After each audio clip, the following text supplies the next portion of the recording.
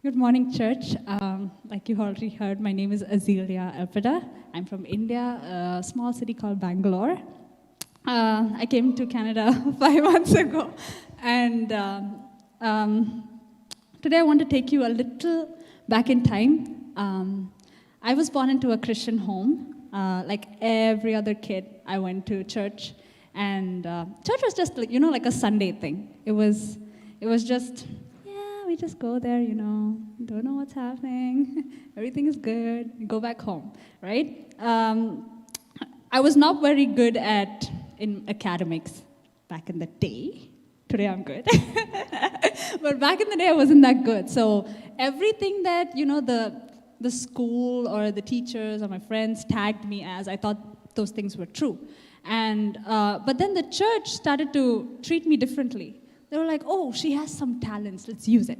And everything that the world rejected me for, the church accepted me for all of those things.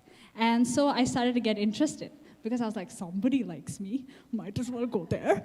So I started to go to the church because people saw in me what nobody else did. And I started to take part in, different things like the worship team, dancing, acting, and so many other things. And I was very happy because every time I would perform on the stage, I would go down and so many people would come to me and be like, oh my gosh, you are so good. What? I didn't know you could do that. And I was like so happy every single time. So I did it all for performance, right? And I saw all of these people doing it with me, and I was like, they're not doing it for them. They're doing it for someone else. And I was like, who are they doing it for? And that's when I discovered that, oh, there's someone who cares about me. There's someone who actually lured me into this place. I only came to church for the snacks, nothing else. I was like, those donuts are so good, I'm going back next week. That's all. I just came to church for the snacks. And all of a sudden I see that, that all this performance has turned into worship for a Savior who cares about me. And I was like, okay, I don't have an audience. I have just one audience. He's the one who's looking at me. This is all for him. And so I started to do everything for him, right? Slowly, but I was a teenager. Teenagers always have their legs in two boats, the world and Jesus. So that's what I did. I was like, God, I'll do this for you, but I'm not willing to let this go. I'm not willing to give this up. And 2016 December, I got one dream. It's important because I never get dreams, or even if I do get dreams, I don't remember them because I'm busy talking in my sleep. Okay? So I finally get one dream, and I got that dream the whole month of December. It's me running on a racetrack, and I'm just running. And I'm running, and I'm running, and I'm running. Every single day. First day, second day, third day, okay, I'm running. I'm going to get there somewhere. Fourth day, I'm so frustrated. I'm like, am I ever going to make it? And as an athlete, you just have to finish the race. If you don't finish the race, you're frustrated. So every single day, I'm waking up in the morning frustrated. New Year's night, pastor calls all the young people to the front. And everyone's like crying and praying around me.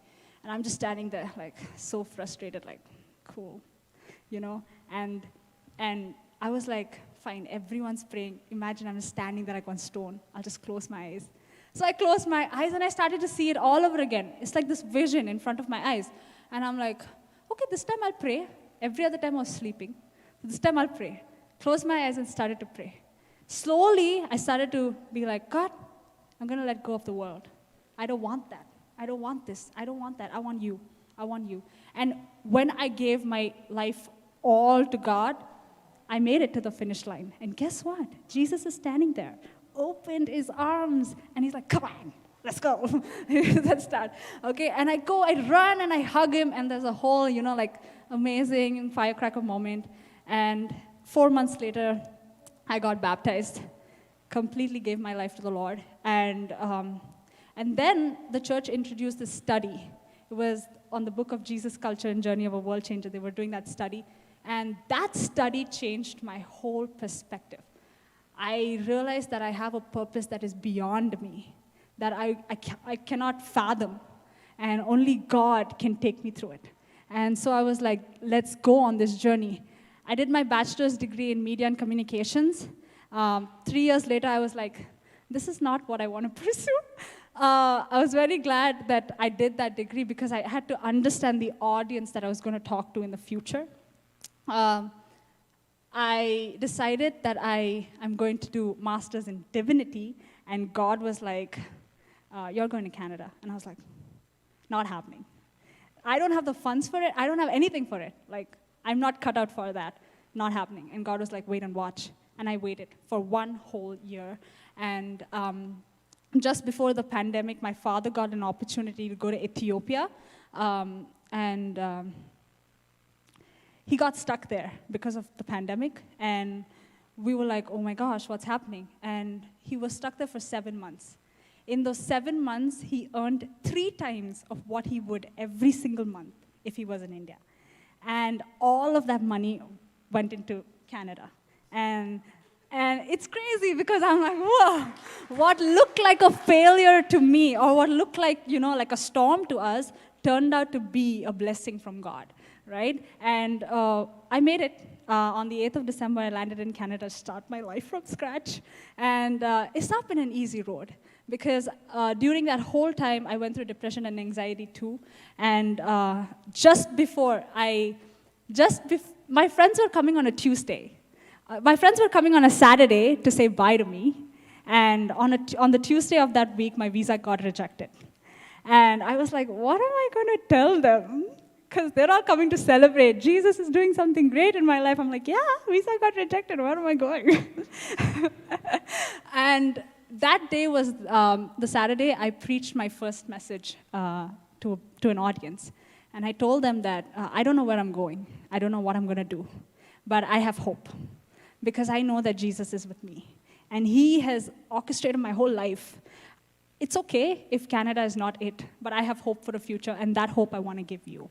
And 50 days later, I got my visa to Canada, and I made it on the 8th of December. It's been a crazy journey, but I learned 3 things that I want to tell you about.